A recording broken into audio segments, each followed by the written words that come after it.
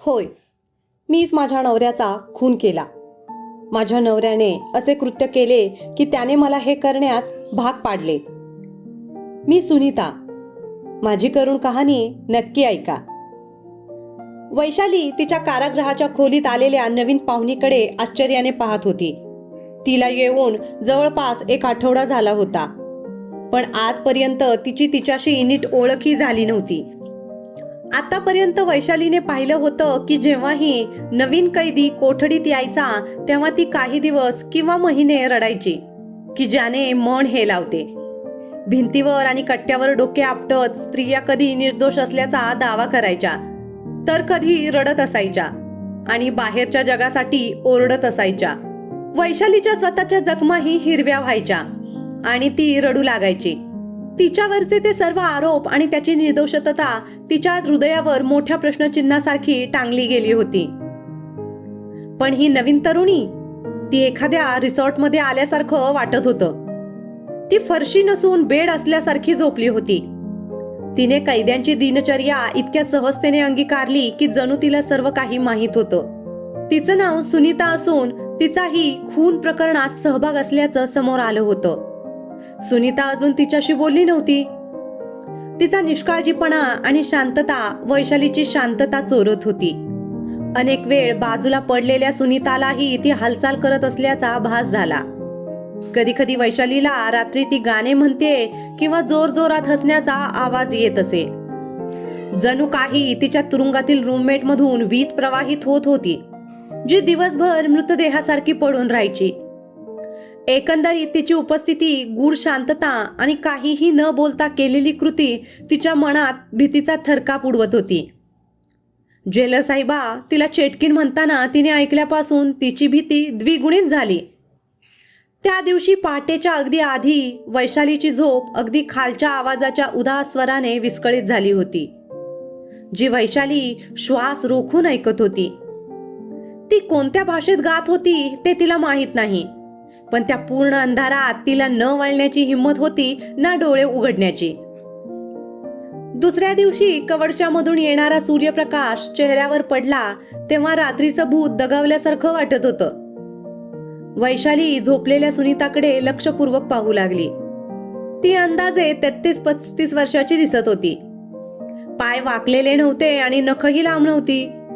रंग गडद आणि शरीर मध्यम उंचीचे आणि अतिशय घट्ट होते. तिच्या चेहऱ्यावरचा गोडवा आणि निरागसता तिच्यावरच्या आरोपांची निंदा करत होते आणि ती रात्री चेटकीन झाल्याची समजूत खोडून काढत होते. डोळे उघडले आणि प्रश्नार्थक नजरेने तिच्याकडे पाहत असताना वैशाली अजूनही गोंधळलेल्या अवस्थेतच होती. वैशाली घाबरतच म्हणाली, इतके दिवस झाले पण तू कधी काहीच का बोलली नाहीस? तू फक्त इकडे तिकडे पाहत असतेस.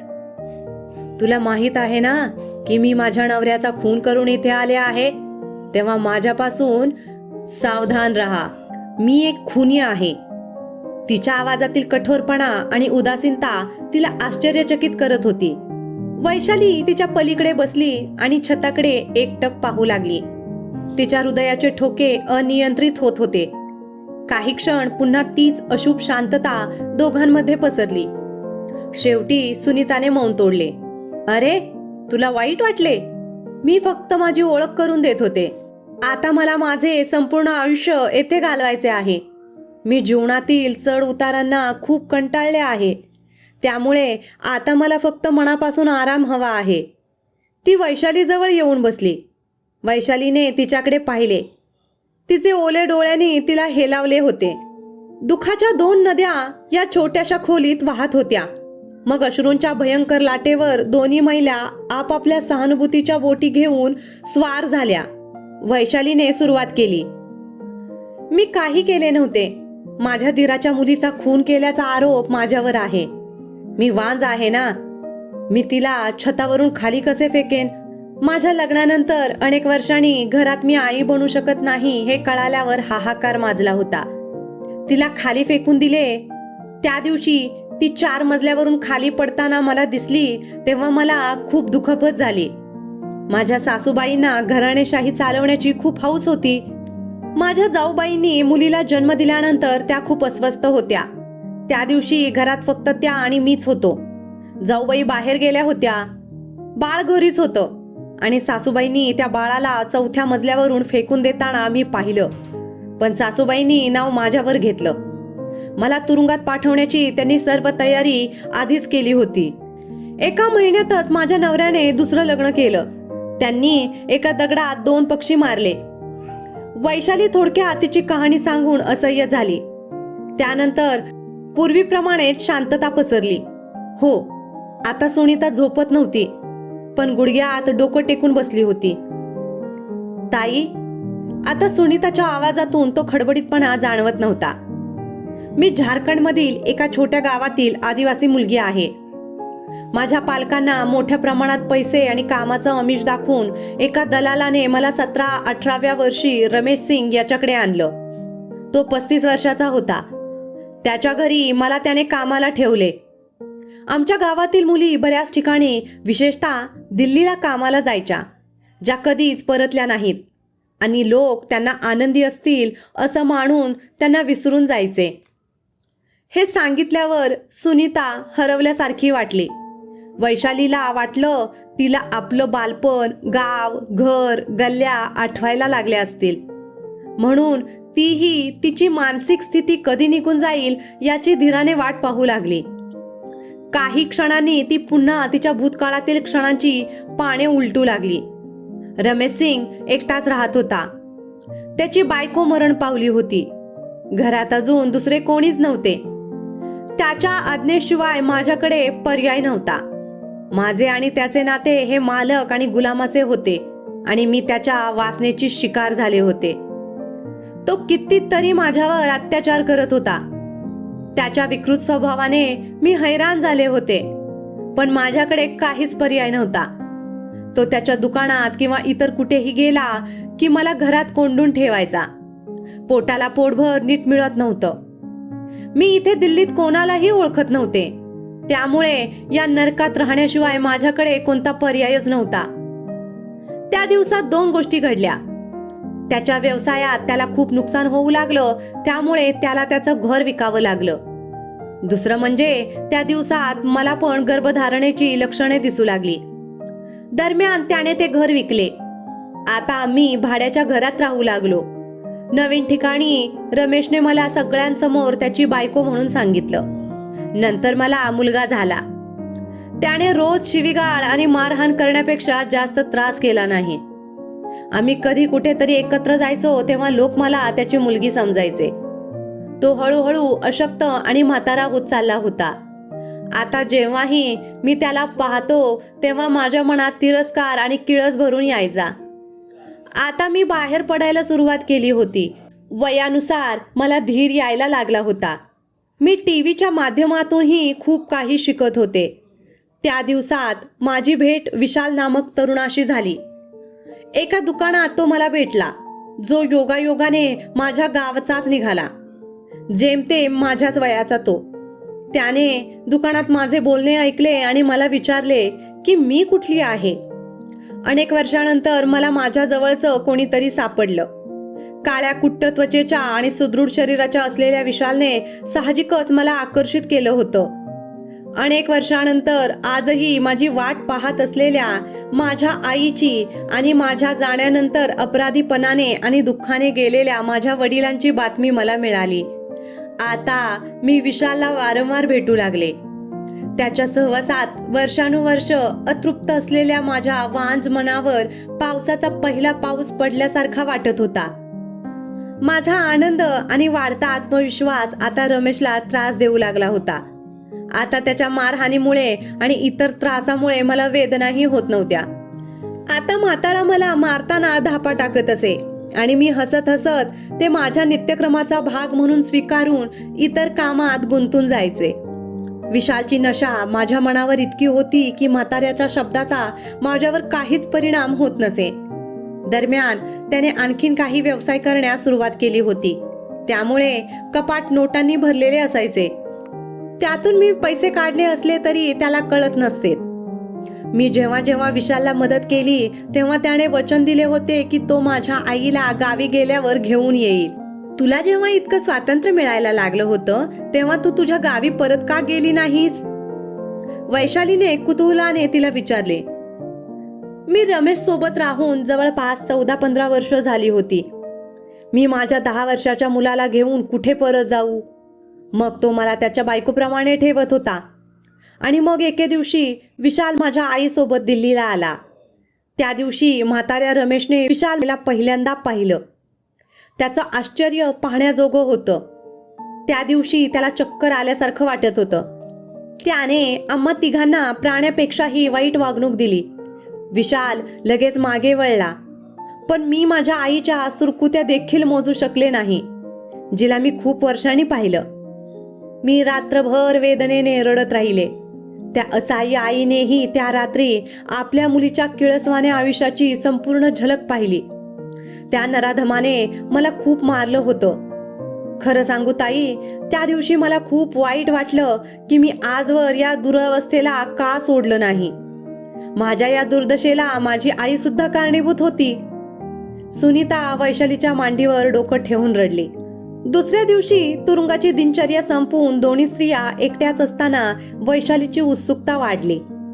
म्हणजे त्याच दिवशी तुम्ही त्याला मारलं का? तिचे डोळे मोठे होत होते. नाही नाही. दुसऱ्या दिवशी शुद्धीवर आल्यावर मी स्वतःला माझ्या वृद्ध आईच्या कुशीत दिसले. ताई, कदाचित तो क्षण माझ्या आयुष्यातील सर्वात गोड क्षणांपैकी एक होता. आई 4-5 दिवस माझ्या सोबत राहिली. तिने मला दिल्लीला का पाठवले याचा तिला खूप पश्चाताप होत होता. ती मला सांगत होती की आता गावातील लोक दलालांना बळी पडत नाहीत. एकच चांगलं झालं, माझा मुलगा जो नेहमी गप्प राहतो तो माझ्या आईशी खूप प्रेमळपणाने वागू लागला. तो आईमध्ये चांगला गुंतला होता. त्या गरीब मुलाला त्याच्या वडिलांकडून अनेकदा मारहाण आणि शिवीगाळ होत होती. दरम्यान रमेश मला विशालबद्दल हजारो प्रश्न विचारायचा. जणू काही दिवस दहशतीच्या सावलीत जात आहेत. रमेश त्या दिवशी घरी आला आणि म्हणाला, सासूबाई चला, मी तुम्हाला स्टेशनवर सोडतो. मी तिकीट पण घेतलं आहे. माझ्याकडे एवढ्या आश्चर्याने का बघत आहेस? तुझी आई माझी सासू आहे ना? माझ्याकडे प्रश्नार्थक नजरेने बघून तो गोड शब्दात म्हणाला. काही वेळानंतर तो आईला घेऊन स्टेशनवर आला. 15 वर्षांनी आईला भेटणं हे माझ्यासाठी स्वप्नवत होतं. खरं सांगायचं तर आईबद्दल कोणताही राग उरला नव्हता. पण आता मी म्हाताऱ्या रमेश सोबत जगत होते याचा तिरस्कार वाटू लागला. त्याच्याविषयी कधीच आसक्ती नव्हती, पण आता वैराग्य आणि तिरस्कार शिगेला पोहोचला होता. विशालच्या मोहनीने मला नेहमीच आकर्षित केले. माझी आई आल्यावर जे नाटक घडले तेव्हापासून मी त्याला भेटले नव्हते. एके दिवशी मी संधी सापडताच तो ज्या दुकानात काम करत होता तिथे पोहोचली. संवादादरम्यान आई गावात पोहोचलीच नसल्याचं समोर आलं. तिला गायब करण्यात रमेशचाच हात असल्याचं कळालं. कारण शेवटच्या वेळी ती त्याच्यासोबतच बाहेर गेली होती. खूप चौकशी केल्यानंतर असं कळालं की एक म्हातारी स्त्री रेल्वे खाली येऊन मरण पावली. ती माझी आईच होती. नराधम रमेशने माझ्या आईला ढकलून दिलं होतं. हे सर्व कळाल्यावर माझ्या सहनशीलतेचा अंत संपला होता. असं म्हणत सुनीताने थोडा विराम घेतला.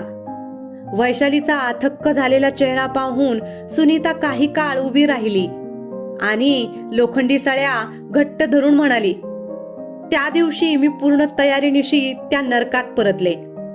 तो येताच त्याने विशालच्या नावावरून शिवीगाळ करायला सुरुवात केली. पण मी त्याच्याकडे दुर्लक्ष करून रात्रीचे जेवण बनवायला सुरुवात केली. त्या रात्री त्याने खूप खाल्लं आणि आज जेवण खूप छान झालं आहे असंही सांगितलं. मी हसून त्याला सर्व पदार्थ खाऊ घातले. मला जेवायचंही नव्हतं, कारण मी जेवणात मादक पदार्थ मिसळले होते. सुनीताची गोष्ट संपणार होती. रात्र गडद होत चालली होती. वैशाली आता झोपून ऐकू लागली. जणू रमेशचे काम संपले आणि तो झोपी गेला. सुनीता पुढे सांगत होती. तिच्या आवाजातला उग्रपणा परत आला होता.